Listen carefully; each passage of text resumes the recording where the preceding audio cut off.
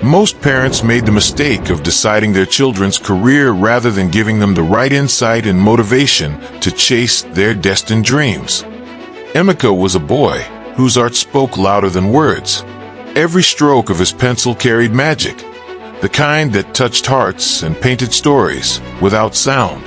He was the pride of his school, the hope of a small village named Umuaka. But the world isn't always kind to dreamers.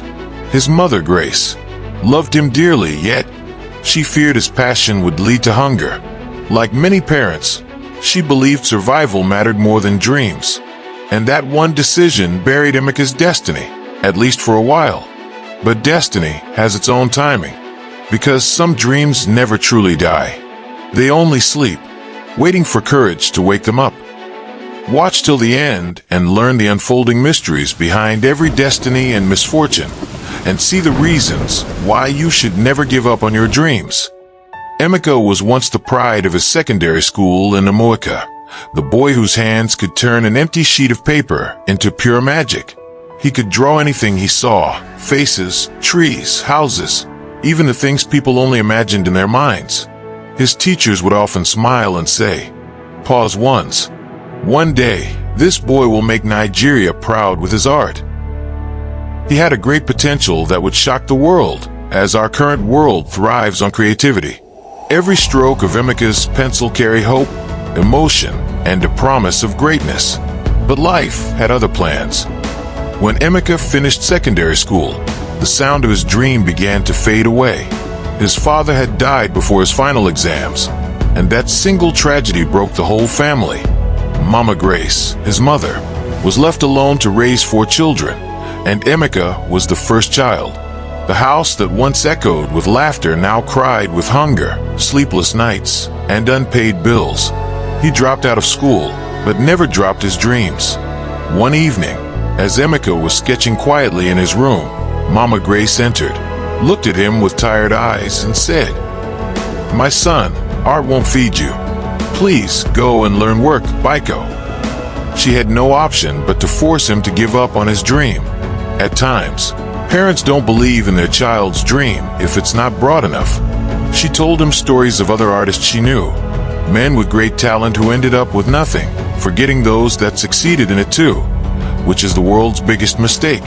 She was scared her first son would suffer the same fate. And just like that, Emeka's world changed.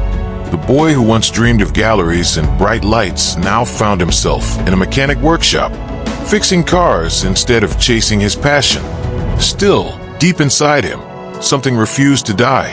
Every night, when others slept, Emeka would sit beside his small lantern, drawing on pieces of paper he found in the shop. He didn't want to let his dream go completely.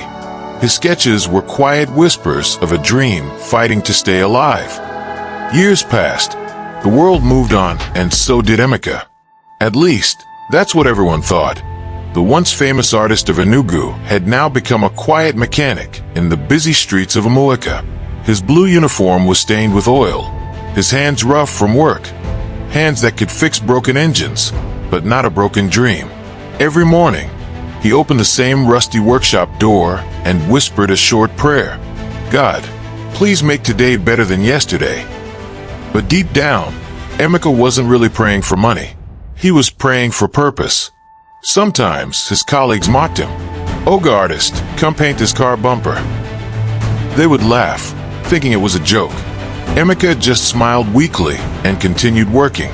He didn't reply, but every joke was a knife, a reminder of the dream he had buried long ago. Yet fate has a strange way of testing those it plans to bless.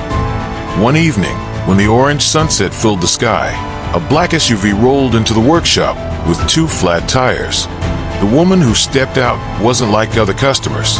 She had calm confidence in her walk, soft eyes, and a voice that carried warmth. Her name was Emeka, a young architect who had just returned from abroad. She was on her way to a big meeting when her car broke down. While Emeka worked on her tires, Emeka looked around the workshop. Her eyes stopped at something, a dusty wooden board on the wall. On it was an old, fading sketch of a small boy and his mother sitting under a tree. Emeka stepped closer, her heart caught in surprise. The drawing was simple, but powerful. It spoke without words. She turned to Emeka and asked softly, "Who drew this?" Emeka looked up, wiped his hands, and said quietly, "I did a long time ago." He smiled, a sad smile filled with memories and pain. Umuaka stared at him, speechless for a moment. Then she said gently, "You're not just a mechanic. You're a storyteller with a pencil." Her words hit him deeply. For the first time in years, someone had looked beyond his greasy hands and seen the artist still hiding inside. Umuaka then told him about her project, a big mural she was designing called The Spirit of the City. It was meant to show the beauty and chaos of life in Nigeria, but she needed someone special to bring her idea to life. Someone with emotion, someone like him. Emeka laughed bitterly. It was not the laugh of joy, but the laugh of someone who had learned to live without hope. "Madam," he said quietly, "those days are gone. I know day draw again."